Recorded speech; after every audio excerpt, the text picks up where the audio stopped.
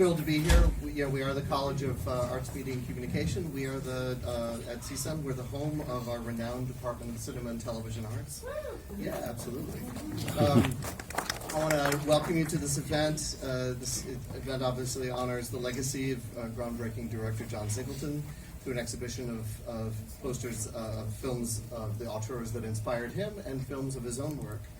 I want to particularly thank Shelia Ward, executor of John Singleton's estate.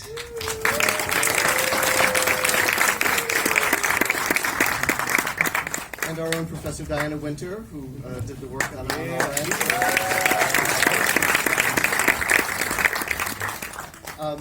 President Diane Harrison was going to join us today. She sends her regrets. She had a conflict and so wasn't able to be here. But we are joined today by Vice President of Academic Affairs and Provost Mary Beth Walker. And Vice President of Student Affairs and Dean of Students, Dr. William Watkins.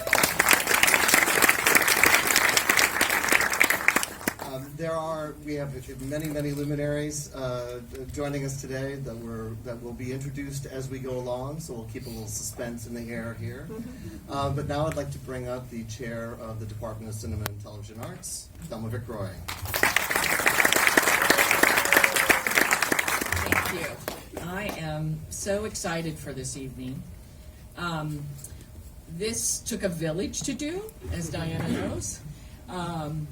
And I would like to thank members of our department and our department staff who are tirelessly always working for us. It doesn't matter if we call David at the last minute to aim lights, or we ask George to move something, or it just is a never-ending process of getting something done in this department.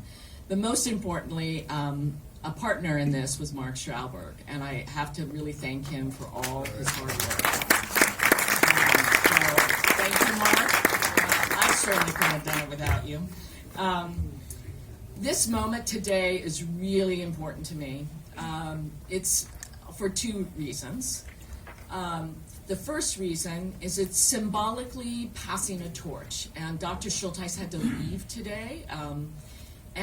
But he began this process of being the founder of this gallery, and he has now passed that torch on to the new generation with Professor Diana Winter curating this exhibit. When Diana came with this idea to me, I was so excited. I am a filmmaker. I am a person that thinks from that perspective. And the thought of actually having a poster exhibit from the collection of a filmmaker, and the students that come here are filmmakers. And so it was just a wonderful moment to have something that represent his thoughts, his processes, the things he fell in love with as he was learning cinema. You know, his road was challenging. I went to NYU with Spike Lee. I know, I was one of 3 women. It's a challenging process when he was beginning, and then he, just burst with Boys in the Hood. And it is so wonderful. So when Diana came, I was just so excited with her ideas, and I'm so happy to have lended my support to this. I want to thank John Singleton's family and the estate. This is such a wonderful piece for us because it's just not living with the exhibit. We're going to show 2 movies. I'm sure Diana's going to talk about that later this year. And then every year we're going to do events around this exhibit to honor John and to honor his vision and to honor new filmmakers and new visionaries that are working in this. I'm a TV person, and so, the fact that Snowfall is up there is really important to me because, television is a great medium. And so I'm really thankful. I want to thank you, Sheila, especially to you, to allow us to do this. It is, just fabulous and really is deeply meaningful to us. Okay, Diana, are you ready? Thank you. Thank you so much. It's fabulous and beautiful.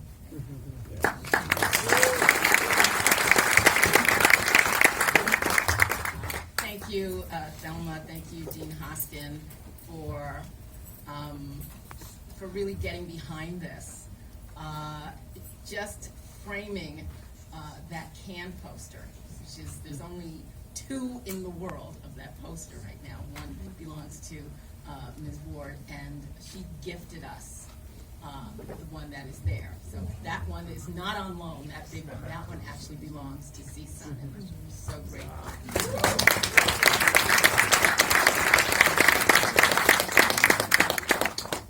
And just 3 weeks ago, the LA Times featured an article titled, "How a 1995 John Singleton film presaged today's sex, gun, and race issues."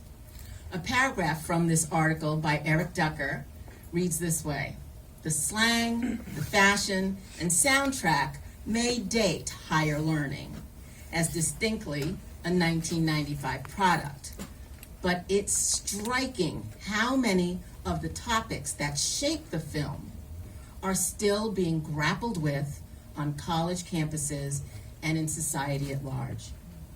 Higher Learning examines the rise of white nationalism among young men, the pervasiveness of rape culture, school shootings, racist policing policies, the high price of a university education, binge drinking, sexual fluidity, the treatment of minority athletes in college athletics.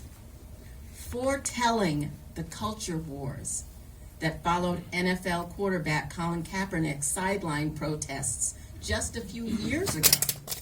There is even a scene in Higher Learning, 1995, in which Fudge, a politically minded senior played by Ice Cube, asks track star Malik Williams, played by Omar Epps, whether he would stand for the national anthem at a football game if he was surrounded by an all-white crowd.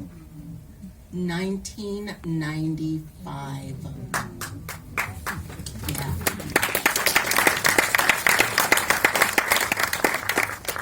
So call it presaging, call it prophecy, call it plain old psychic, or reading the writing on the wall.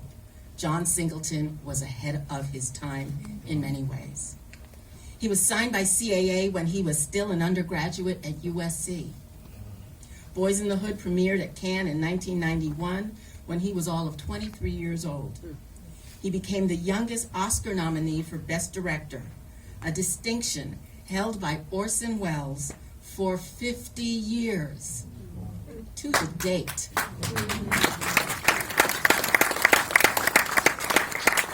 And by the time he was 28, he had completed 4 feature films, all from his distinctive perspective, vision, and voice.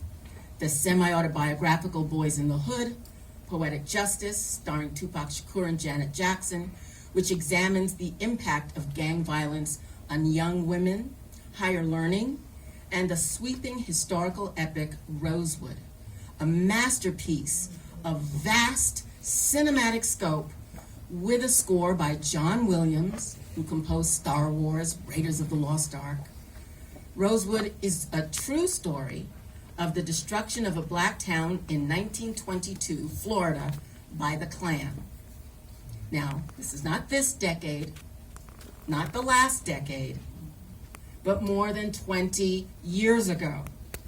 Today, we go to the cinema, we see 12 Years a Slave, we see Harriet, we see Django Unchained, or even the HBO series Watchmen. We have matured in the national consciousness to accept these realities. But 23 years ago, Rosewood was so ahead of its time that the studio, after making the film, was too nervous to give it more than a limited release in the United States. Despite its Writers Guild of America award, its Political Film Award, and John Singleton's Silver Bear nomination at the Berlin International Film Festival.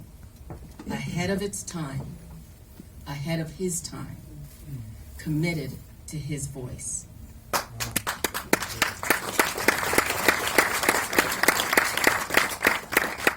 There are 4 distinct preoccupations in Singleton's canonical works: poverty and its erasure of choices, forging bonds in the midst of crisis, humanizing the invisible, and virtue and transcendence.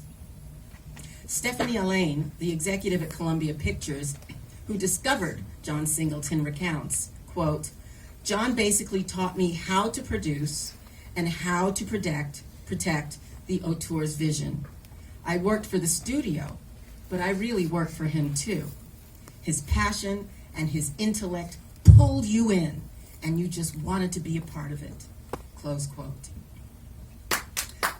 Francis Ford Coppola, who was a mentor to Singleton after he completed Boys in the Hood, had advised him to alternate the movies that he made.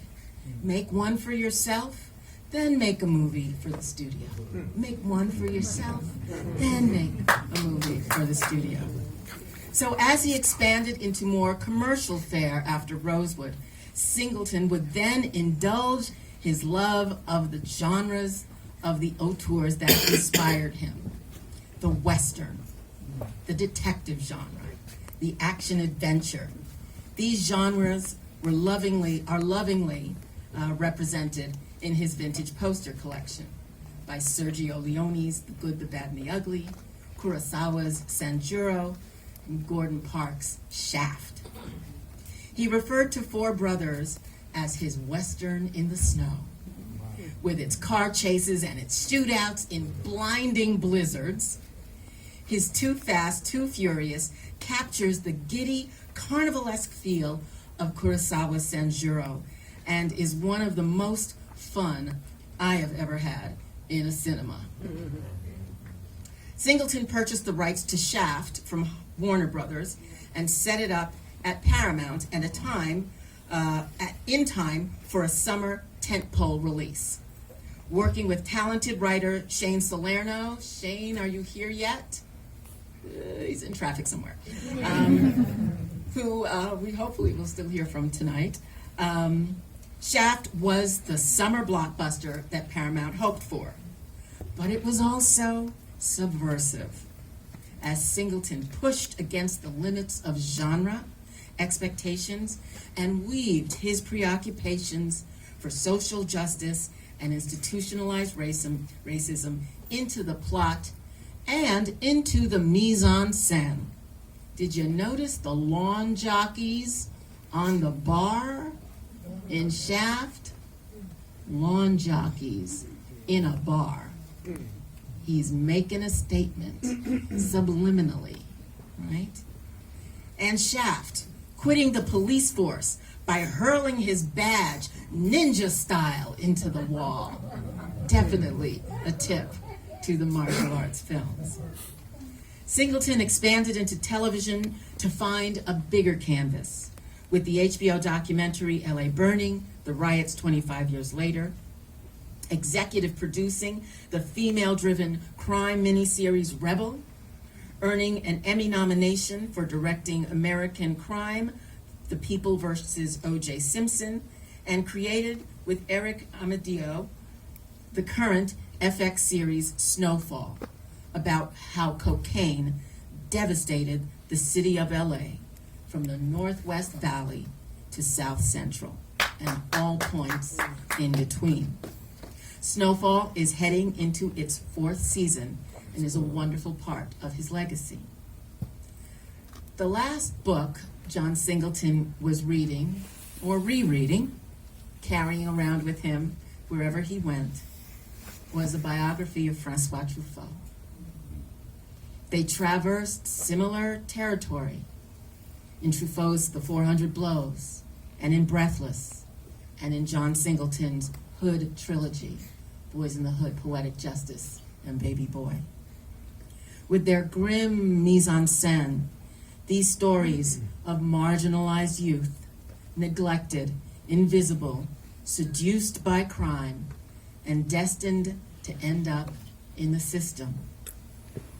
The exquisite poster by Russian artist Boris Grinson, which hangs outside our theater, is more than a valued collectible, but a testament to a bond forged in crisis before either of them ever rolled celluloid through a lens. They were spiritual soul brothers who escaped the lure of the streets because of their vision, because of their voice, and because of their love of cinema.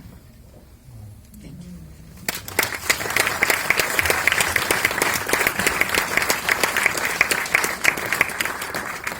With us tonight, I'm sure all of you watched the Academy Awards last week and heard Tom Hanks wax poetically about the new Academy Museum. With us tonight to share a few words is the head of Curatorial Affairs, Doris Berger.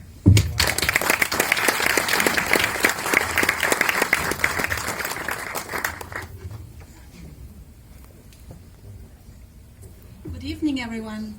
It's such an honor to be here. Thank you for inviting us. And I have some other colleagues here as well, Dara Jaffe from the museum and Coco from the head of Graphic Arts department at the Margaret Herrick Library, and last but not least, Christine Simmons, our CEO at the Academy of Motion Picture Arts and Sciences.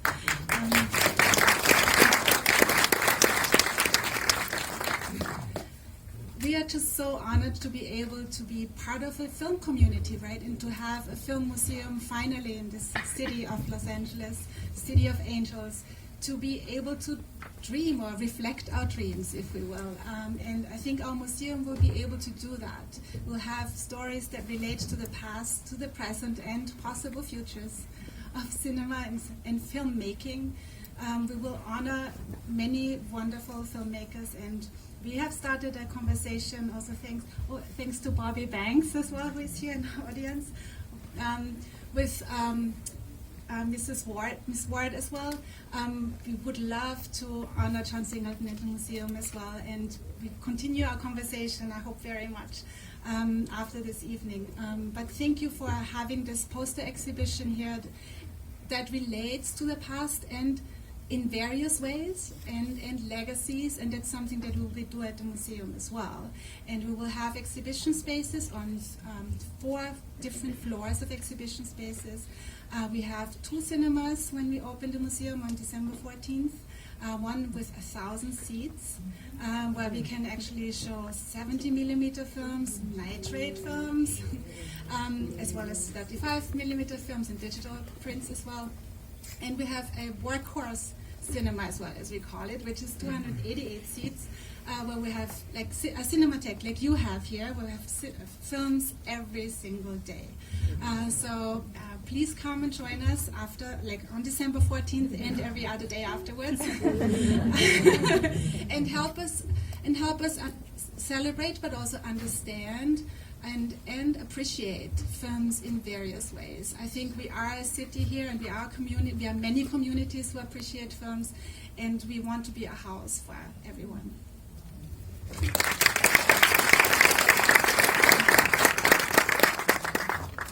And Ms. Christine Simmons is the Chief Operating Officer of the Academy of Motion Picture Arts and Sciences, and she will say a few words to us about what John Singleton means to the Academy.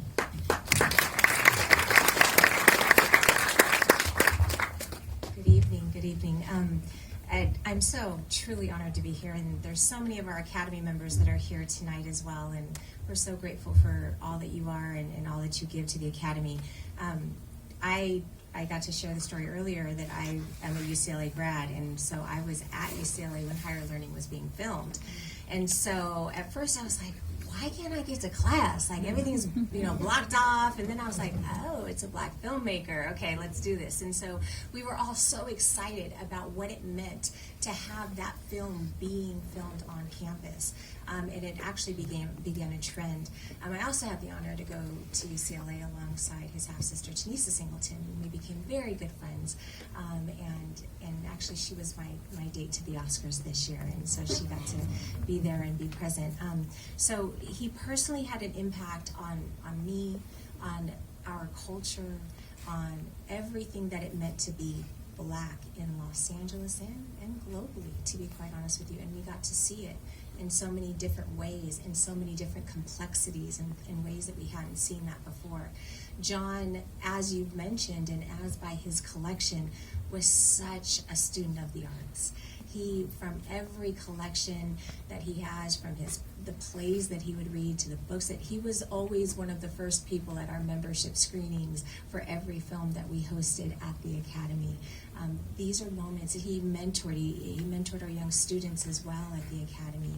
And to be able to have such a significant figure who helped shift a culture and tell a story that hadn't been told in this type of way as a representative of the Academy is truly an honor, and he is deeply, deeply missed, of course. And so we want to continue to celebrate him and honor him alongside Shelia as much as we possibly can, but moreover, help spread the word. And we adore what you're doing here.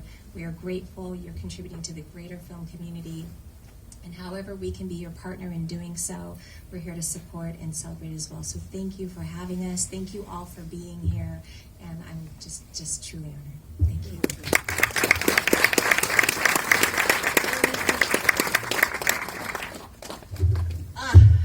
I'm so proud of everyone here. Our beautiful students, they're so bright. All of you here, you're just radiating, and I'm just so proud of you. But let's take a moment and let's hear from John Singleton. I'm a member of the Directors Guild of America, and a few years ago, the Guild did a tribute to John Singleton, and the Guild was kind enough to let us share the tribute montage, about 10 minutes. I believe the editor is here, Abdul Abbott, or is he? Oh, thank you, Abdul Abbott, who actually edited this montage that you're going to see. And the montage was curated by John Singleton himself. Thank you. Okay, I would like to bring to the stage someone who really made this whole event, this beautiful exhibit, and this evening possible. She was the chief executive for John Singleton's company, New Deal Productions. She oversaw every one of his films. She's a remarkable, remarkable woman. She's also the head of the executor of the Singleton estate. Please welcome Ms. Shelia Ward.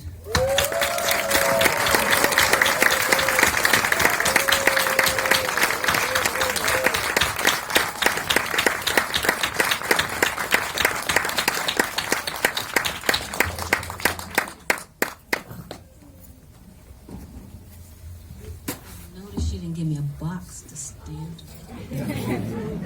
Not very tall, but I project 5'7". I want to thank the university. It's not about me, even though I said I. So I'll do another I. I went to Cal State Dominguez Hills and have a degree in medical technology. I went to Cal State Los Angeles and I have a master's in business management with emphasis in healthcare. So I am a state college student. I understand the importance of a public education. I understand the impact of private schools and the degrees that one can get from a private school, but I understand almost more importantly the individual that goes to the school, because no matter what school you go to, it's going to be you. It's going to stand with it and stand beyond it and do what you need to do for yourself, your family, the future, and all those kinds of things. With that said, I want to thank Diane Winters. I want to thank Dr. Parrott, Judy Pace, because there was a dinner in October, and the first dinner I was able to go to after John left us. And even though Judy was inviting me often, I couldn't do it. And she invited me to this one dinner in a nice place called Beverly Hills. And the table was prepared and set up with note cards because Dr. Parrott likes that. And it was so funny to me because Diane switched note cards. You know, she switched them and then she came and sat next to me like this and started talking to me. And I needed that. I needed the conversation and all. And so we started talking about our woes. And my woe was, I got this collection of foreign films and I really need to put them someplace. and she started talking about the empty walls of this theater. So we started our conversation there, and that's what got me. And I'm happy. I'm just so happy that everyone can see it, and I hope that some of the professors here can teach from it and use it. I'm also still looking for people who took the tour of John's screening room on 43rd Street, 3343 West 43rd Street, an office that I had to close down. And it took a long time to close it down because we stored a lot of stuff in there. However, it's in a good place, isn't it? It's not behind doors. It's not behind something that you only can get to up until 5 o'clock. You can come here anytime. I'm encouraging the school to offer tours to individuals who might be interested in learning about what Diane wrote on those walls and what he was interested in as far as film. He was an old soul. My son was an old soul. John Singleton is my son. Diane wanted me to tell you guys that. He was an old soul. He was older than me, and he was deemed an old soul when he was 12 years old by his father's friend. And so he's lived his life. Probably 20 years older than me he was. Really and truly, in my heart, I feel that way. So I just thank the university. I thank all those who I just recently thanked. I thank all those people that are inspiring me now as well to expand the offerings of John's private cachet, to show more of what he was interested in and how he was as a collector of things. I don't know what else to say other than thank the school, thank everybody, everybody, thank everyone who came, especially people who came from Palm Springs. Keith Burns is here. He drove the furthest. You know they give awards for people who drove the furthest, right? Anyway, I don't want to say too much more and get too much humor inside. Yeah, I didn't say hello to Angela earlier. Angela is not too far from me. At any rate, thank you all for coming.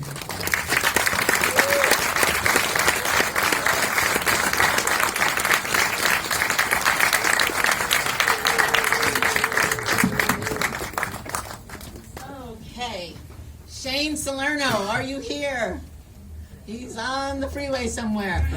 Okay, we had planned, we have a smaller panel than we had intended, but with us today are John Singleton's production designer, Keith Burns, brilliant and prolific production designer. Trying to find all your myriad, well, I'll go from my head. Baby Boy, Poetic Justice, Snowfall, Too Fast, Too Furious.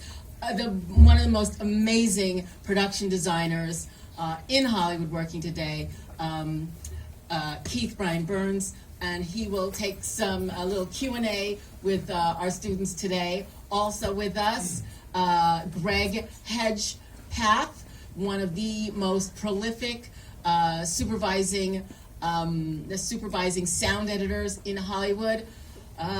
Too Fast, Too Furious, Selena, Desperado, Baby Boy. I don't have my notes, but the list is longer than the number of people in this room. Will you please come forward, have a little conversation with our students before we all say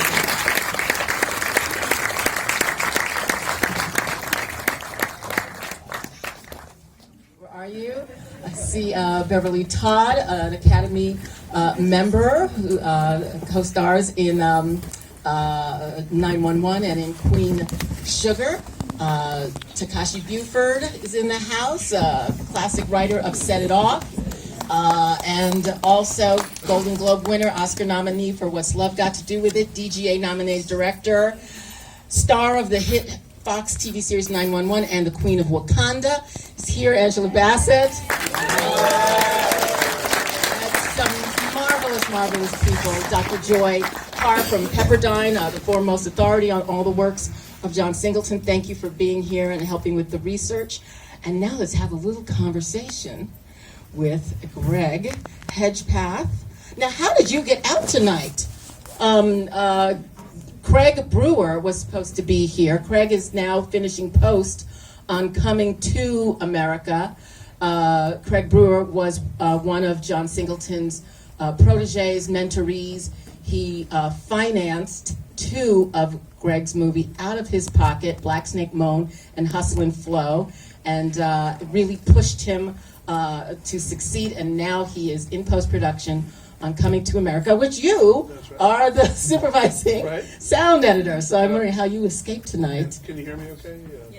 Yes. I'm also working with Bobby Banks there, who's my Dialogue ADR supervisor. We've worked together we've shot all of John's films, and how many films have we done together? 38. She keeps track. I can't count. And so they just screened Coming to America last night, and so we're taking a little break, while they're taking notes and everything. Yeah. But it's because of John that I'm working on that movie. I mean, if I hadn't met John, just this fortuitous thing, I got a phone call. Somebody said I should check out this guy in his office. Went and met John. It turns out he had taken a course from this guy named Tom Holman, who's this great audio genius, and he'd given John a D in the course, and John said, yeah, I got a D in the course, I had to take it over again. And then I got an A next year. And I had worked with Tom, and when he found out I'd worked with him, he just got all excited, and when John was passionate about everything. When he got excited, he just, would kind of vibrate, and he said, oh man, you gotta check out my movie, I'm doing this movie, and it's called Poetic Justice, and blah, blah. So we started talking, so I got the interview for the movie, and he just believed in me and gave me my first shot at supervising a film. And from that, I've done, many more. And I was talking to my daughter tonight, and I said, John, I told her I was coming into this, and I said, John is partly responsible for you being here. She said, what do you mean? I said, well, he wasn't at the birth, but I said, if I hadn't have done all these films, I wouldn't have been working and making the money I'm making. And, your mom, she likes the finer things. She never would have married a brother who's just home. So, as a result of that, you're here. And she said, okay, Dad, I'll find it. So he's responsible for many things. And Keith Brian Burns, Poetic Justice, Higher Learning, Baby Boy, Too Fast, Too Furious, Hustle and Flow, 4 Brothers, as well as Best Man Holiday, Night School, and the pilot for Snowfall. Thank you for being here. I must say, I've always wanted to ask you, and the shot was in the montage we just saw, when John Singleton came to you and said, I want to have a scene with a grown man inside the womb with all the amniotic and the umbilical stuff. How did you respond, or did you read it in the script and you said, oh my goodness, I have to build this? I read it in the script, and I'm thinking, okay, if I get in my car, I can turn around and get out of the parking lot fast before he wants to sit down and have this conversation. But it was one of those things where I knew what he wanted, but just to create this image for the screen was a major task. Yeah.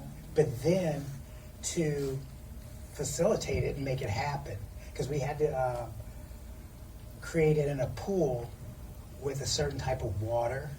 So we went to like one of the university swim teams up near Pasadena, and we were able to use their pool because it was like a saltwater pool. But that was like 20-some years ago. And that's something. And they had, here it would be like CGI and all that stuff. But they had all these standards that we had to fall into to make it happen. So when we were building it, we had to physically build the actual structure.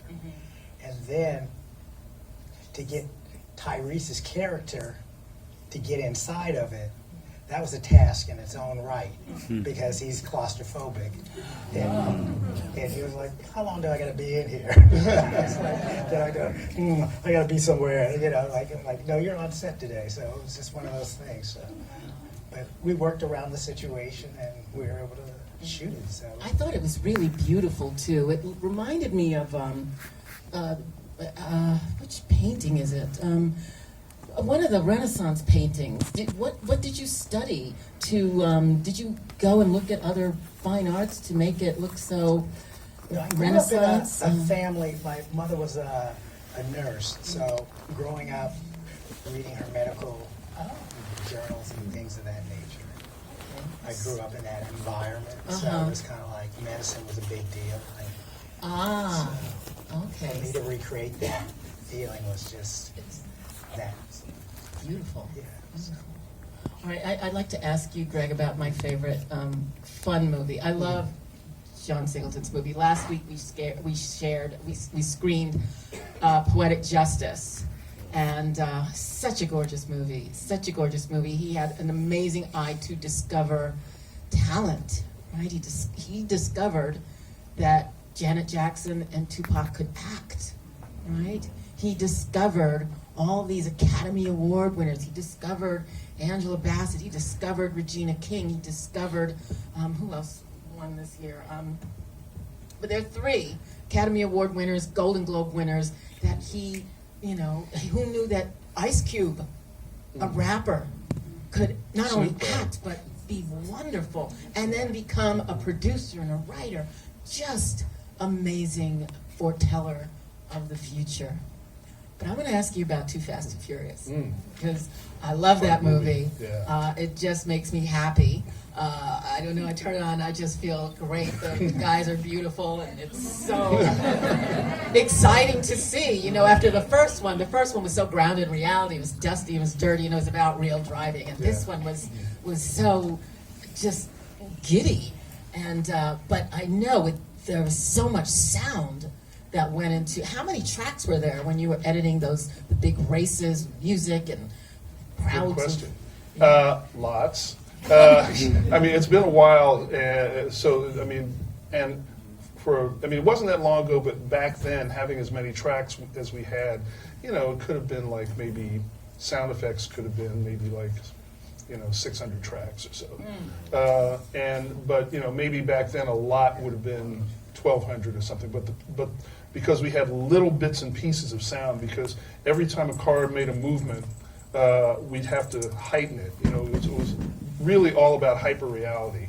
So there's some scenes where we'd mix in animal sounds, or it was about the sound of the engine, or sometimes they're going down the street and you're looking sideways and you're seeing all these lights go by. So John wanted to hear all the lights like. So we had to make custom sounds because we couldn't just use the whooshes that you've heard before. So if you listen to that movie, the way the lights sound, you haven't heard anything before or since, because he said, don't ever use those in another movie. I'm like, okay, sure. But John was so cool on that. That was, if I've ever gotten close to being thrown off a movie, that's probably the one so far. But I've been very fortunate. But on that one, it was probably the biggest thing I'd done up until that point. And so we're on the mix stage where the room looks a lot like this, but with a console. And but John was working on another project, so he wasn't there to really direct things. And this was my first time really kind of taking the reins. So anyway, so there was kind of a battle between music and sound effects, and the music guy wanted everything to be loud, and we're trying to get our stuff loud, and it's just like a wall of sound. So the producer comes in and here's the first reel, and he stands up, and I can tell he's not happy. So that night he talked to somebody, said, look, who's running things there? And the word got back to me, which meant that somebody's got to get this together.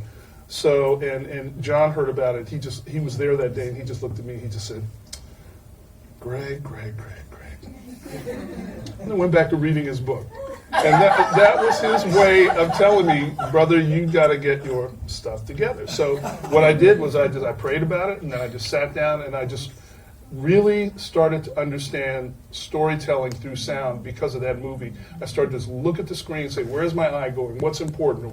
Who's talking? Do we want to hear that? What can we take out? And I started doing subtractive mixing, where we're taking things out and really focusing on the fine points. So as a result, that track in that movie really moves a lot because it goes from sound to music. Bring the music up, pull the sound out, and then punch it with the music. There's one spot where the car jumps over the bridge, and at one point the music was score going all the way through that, and a lot of sound effect and the engine revving, and they cut to this wide shot, and he just still going on, and it just wasn't doing anything for me.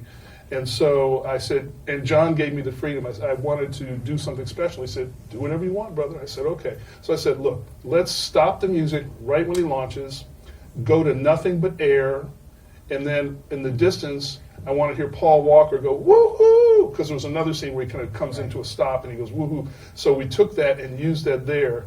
And the music editor, by this time we were on the same page, he took the music and it didn't have an ending, so he took the beginning, reversed it, so it goes dun dun dun dun, and then it stops, and then you just hear the rev, and then you see the thing, the car come over your head. We did the rev, and then once it hits the ground and skids to a stop into the sign, then everything comes back in, and that just makes it more dynamic. And so I learned about dynamics on that movie. Wow.